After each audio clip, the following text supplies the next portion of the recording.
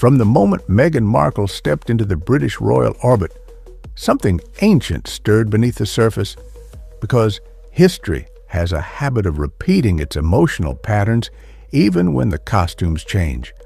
And the question people began asking, sometimes quietly, sometimes cruelly,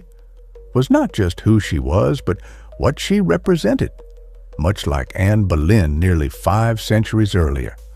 A woman whose arrival at court triggered fascination, suspicion, and a media frenzy of her own era, even without newspapers or social feeds,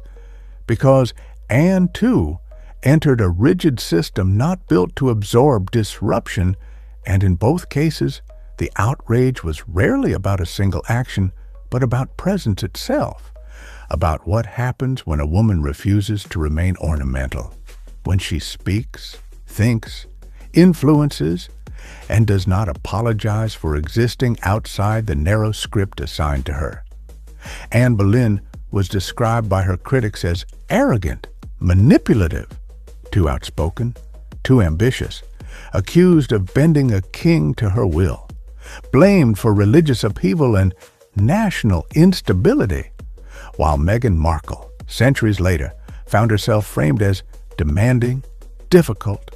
calculating, a threat to tradition,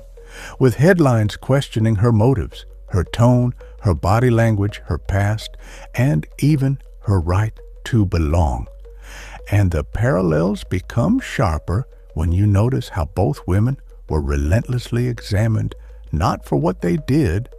but for how they made others feel, how their presence unsettled a system dependent on quiet obedience.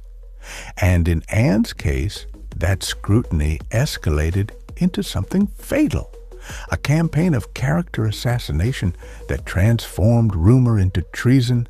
personality into criminality, until her fall became inevitable, not because of proven guilt,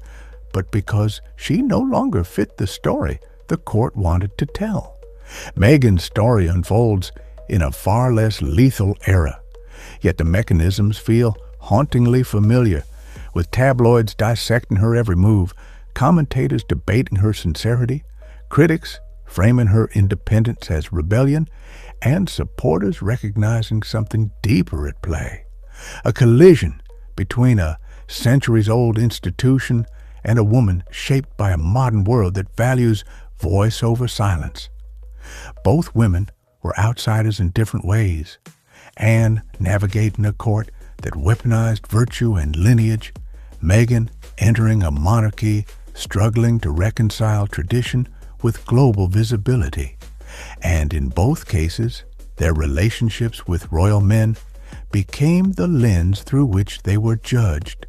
reduced to symbols rather than humans, either temptress or troublemaker, savior or saboteur, leaving little room for nuance. And when Anne fell, history softened her image only centuries later, after the damage was done, while Meghan's story is still being written in real time, contested daily, shaped by public perception as much as personal choice. The question is not whether Meghan Markle is Anne Boleyn reborn, because history never repeats that cleanly, but whether both women reveal the same uncomfortable truth about power, that institutions rarely forgive women who expose their fragility, who reflect their contradictions too clearly, and who force them to confront the cost of maintaining control. And if Anne Boleyn's fate warns us how brutally systems once silenced inconvenient women, Meghan Markle's experience challenges us to ask whether modern society has truly evolved, or if it has simply traded executioner's blades for headlines, hashtags, and relentless judgment, proving that while the crown may shine differently now, its shadows remain remarkably familiar.